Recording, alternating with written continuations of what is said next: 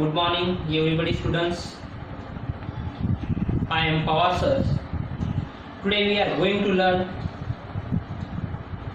political science. First lesson, post-World War political development, standard 9.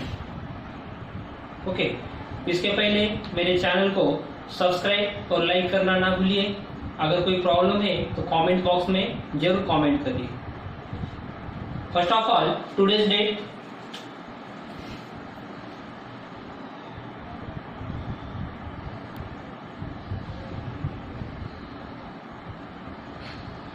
Subject series,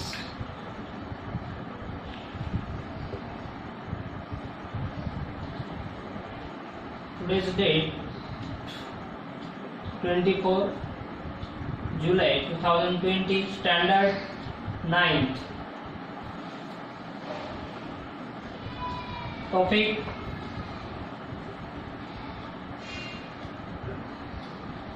post independent. First lesson,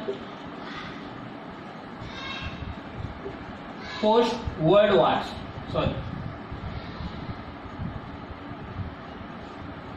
World War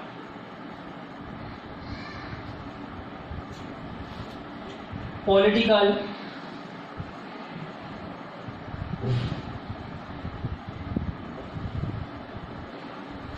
development.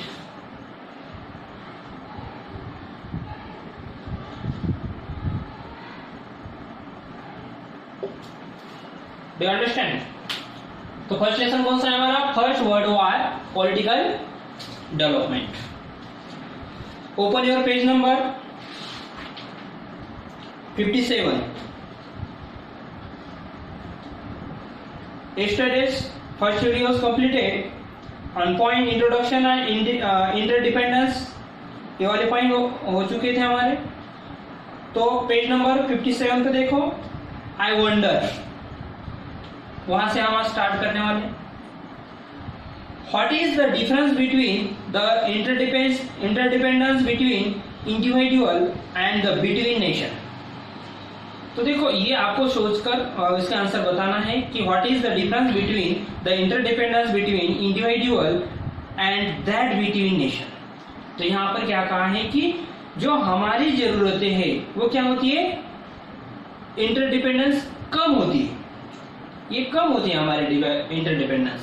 मगर nation की जो interdependence होता है nation का, वो ब्रॉड होता है, वास्ट होता है, ये ज्यादा होता है कि ऑल कंट्री का जो भी हमें मटेरियल लगने वाला है, जो डेवलपमेंट करने के लिए जो भी चीजें लगने वाली, वो ज्यादा वास्ट होती है, बिगर होती है. मगर इंसान की जैसे पर्सन की वो कम होती है.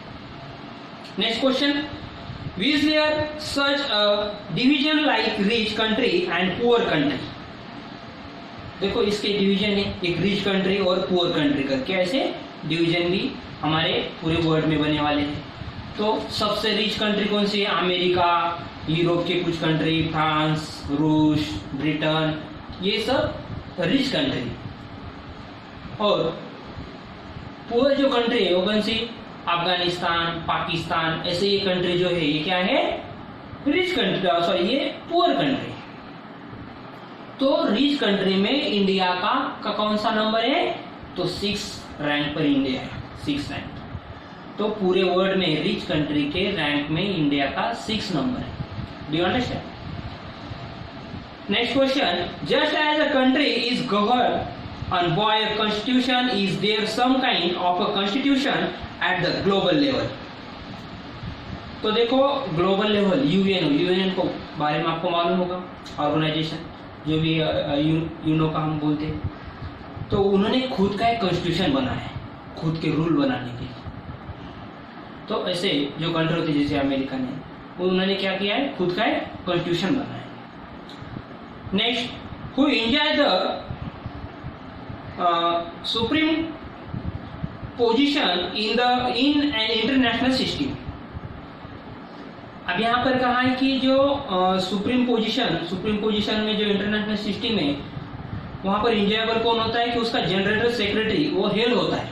मगर रियल में देखा गया तो जो रिच कंट्री होती है जैसे अमेरिका का, तो उसका पूरी दुनिया पे ज्यादा से ज्यादा हुक्म चलता है। वो एक रिच कंट्री है, उसके रूल अगर उसने किसी डिसाइड कर लिया मुझे ये करना है इस कंट्री के साथ, वो कर सकता है क्योंकि उसके पास उतना पावर है। ये तो बताने के लिए वो जनरल सेक्रेटरी उसका हेड है करके, मगर रियल पावर किसके हाथ में है? अमेरिका जैसे कंट्री के बिगर जो कंट्री होती है ना, उनके हाथों में ज्यादा ये पावर होता है।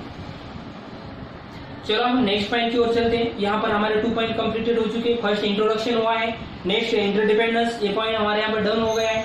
थर्ड पॉइंट है international relation through on foreign policy.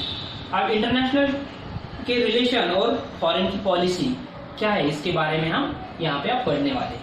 International relation on through foreign policy.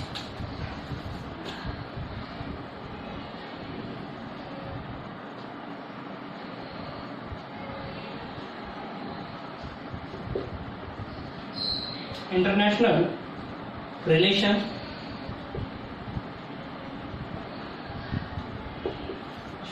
Through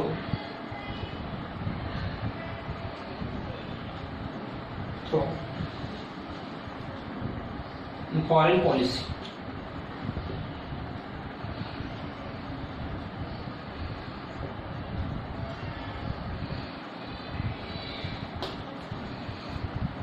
ये थर्ड वाला पॉइंट है। You understand? First point introduction, second point interdependence, and third point international relation through on foreign policy.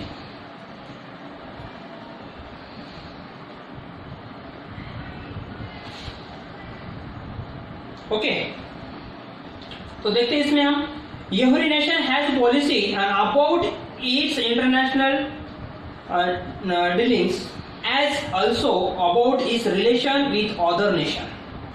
तो देखो ये dealing करते हैं, international policy about its international dealing as about also about its relation with other nation. Other nation के साथ एक दूसरे की क्या करते हैं, पॉलिसी डील करते हैं। जैसे कि किसी कंट्री में कहाँ पर डेवलपमेंट करना है, हमें कैसा करना है, कौन सा एरिया हमारा डेवलप नहीं है वहाँ पर डेवलप करना पड़ेगा, फिर कौन से कंट्री के साथ हम एग्रीमेंट करेंगे। तो ये सब एग्रीमेंट होते हैं, फिर वो पॉलिसी बनाते हैं उस कंट्री में कि कुछ पार्ट का डेवलपमेंट करने के लिए। And such a policy is called on foreign policy. और इसको क्या कहते हैं हम, इसी को फॉरेन पॉलिसी कहते हैं। जैसे इंडिया को अगर एग्रीमेंट करना है, इंडिया के कुछ समझो कि 7 सिस्टर जो बोलते हैं, हम ज्योग्राफी का अगर पार्ट पढ़ा होगा तो ज्योग्राफी पार्ट में हम पढ़ने वाले 7 सिस्टर जो हमारे इस साइड में है हमारे मैप के, तो उधर के जो ज्यादा से करके जो स्टेट है हमारे वो क्या है, ज्यादा से ज्यादा पुअर है। तो इसलिए वहां पर डेवलपमेंट करने के लिए गवर्नमेंट क्या करता है, किसी कंट्री के साथ एग्रीमेंट करता है कि वहां पर हम क्या कर सके, वहां पर रोड बनाना, रेलवे स्टेशन बनाना, एरोप्लेन बनाना, वहां पर ज्यादा से ज्यादा बिजनेस की पॉलिसी वहां पर यूज करना। फिर वो उस कंट्री का क्या, उस पार्ट का क्या हो जाता है, डेवलपमेंट हो जाता है। जैसे डेवलपमेंट हो जाएगा धीरे धीरे, फिर इकोनॉमिक पावर बढ़ने लगेगा, उस पार्ट का पार्ट इकोनॉमिक बढ़ जाएगा तो इंडिया का इकोनॉमिक बढ़ जाएगा। ओके तो ऐसे होता है कि वो डेवलपमेंट करने के लिए फॉरेन पॉलिसी का इंटरनेशनल लेवल पे यूज किया जाता है। We are going to study on India's foreign policy in detail in the next chapter. तो इंडियन फॉरेन पॉलिसी स्पेशल हम एक चैप्टर है, उस चैप्टर में हम डिटेल में फॉरेन पॉलिसी के बारे में डिटेल में स्टडी करने हैं। Do you understand? Next let's do this. ये आपको करना है, देखो उसमें क्या करना है आपको, collect newspaper for a month and take cutting of a news on about different foreign countries and classified the news on the basis of the points and given below and put of the exhibition। उसका प्रदर्शन करना है। तो कैसे कि एक 1 month के आपको क्या करना है, न्यूज़पेपर कलेक्ट करना है। उसमें क्या क्या करना है आपको कि देखो उसके कुछ पॉइंट, उसमें फॉरेन पॉलिसी से हमारे क्या क्या रिलेशन है, फॉरेन में क्या क्या हो रहा है, वो सब हमें एक उसकी कट करके वो पेपर में से कुछ पार्ट निकालना है और वो कलेक्ट करना है। ओके और कलेक्ट करके उसका एग्जीबिशन करना है।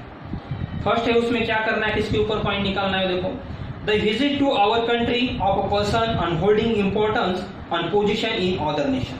जो दूसरे कंट्री के हमारे कंट्री में जो विजिट देने के लिए लोग आते हैं ना, तो उनका जो क्या इम्पोर्टेंट है, उनका क्या इम्पोर्टेंट, उन पर्सन के बारे में निकालने का, उस पर्सन क्यों आया था यहाँ पर, वो फिर उसका क्या रिलेशन है, वो कैसा वर्क करता है, ये सब उसके वो क्यों यहाँ पर आया था, क्या जांच किया उसने, उसका एम क्या है, वो पर्सन कैसा है, उसकी स्टेटस क्या है, ये सब हमें उस न्यूज से मिल जाता है। सेकंड है treaties unsigned between our country and other country। तो देखो हम किसी कंट्री के साथ कुछ चीज अच्छा करने के लिए क्या करते हैं, एग्रीमेंट करते हैं। तो कौन से कंट्री के साथ इंडिया ने एग्रीमेंट किया वाला है, वो सब न्यूज से वो निकालना है, हमें कट करके निकालना है और कलेक्ट करना है। And international conference convened in our country. अब इंटरनेशनल कॉन्फ्रेंस जो भी परिषद बोलते हैं हम, तो इंटरनेशनल जो कॉन्फ्रेंस है वो हमारे इंडिया में कहाँ पर हुए, उसके फिर उसके जो भी मेन लीडर थे वो कौन कौन थे, उसके बारे में हम पता निकालना, कब हुआ था, कहाँ पर हुआ, कौन सी डेट में हुआ, अगले ईयर में कहाँ पर होने वाला है, वो सब डिटेल में होता है पेपर में, न्यूज में। फिर वैसी कटिंग करके वो साइड पेपर का साइड का निकाल देंगे। Events with respect unto our neighbour country, और ज्यादा करके हमारे अदर कंट्री का हम क्या करते हैं, रिस्पेक्ट करते हैं नेबर कंट्री का। Popular page 58 background. Next point है बैकग्राउंड।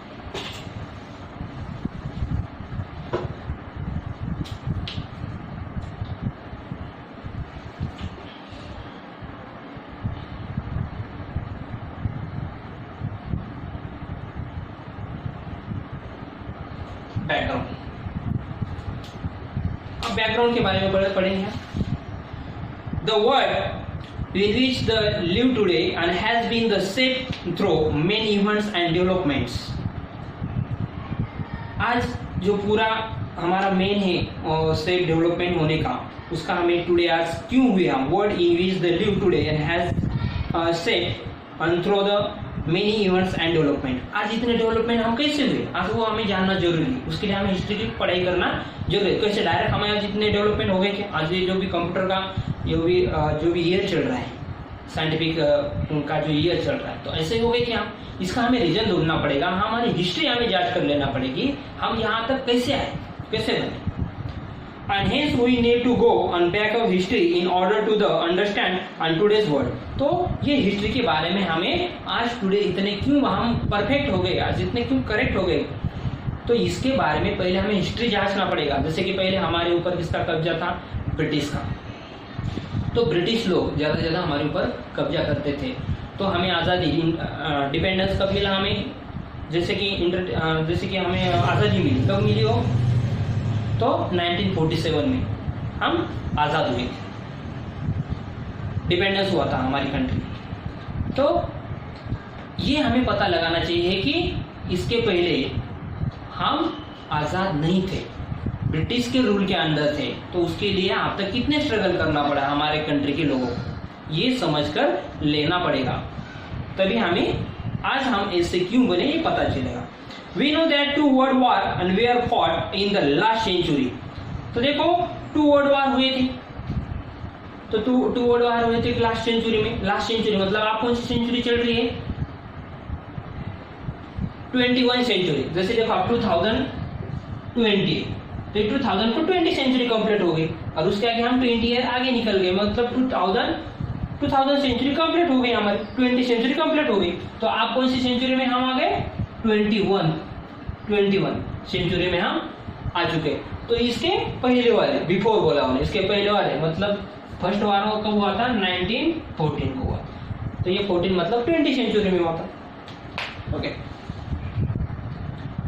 एंड हिस्ट्री देखो वहां पर 40 in the last century and there were the most important events in the world in that the century. और बहुत सारे उनके आगे ऐसे मोस्ट इंपॉर्टेंट इवेंट्स थे in that century. The world completely unchanged because of them। और जैसे कि वो वर्ल्ड वार हुए थे, उसके बाद पूरा कंट्री एक चेंज हो गया था, new current of thought the emerge, पूरा बदल गया था। Let us understood what else happens and due to this world war. इस वर्ल्ड वार की वजह से पूरे ये वर्ल्ड वार पूरा हमें जांच कर लेना चाहिए वो कैसे बदल गया था क्या। तो वर्ल्ड वार के बारे में हम डिटेल पढ़ने वाले आगे। Do you understand? Now stop lecture and we will meet tomorrow। Thank you।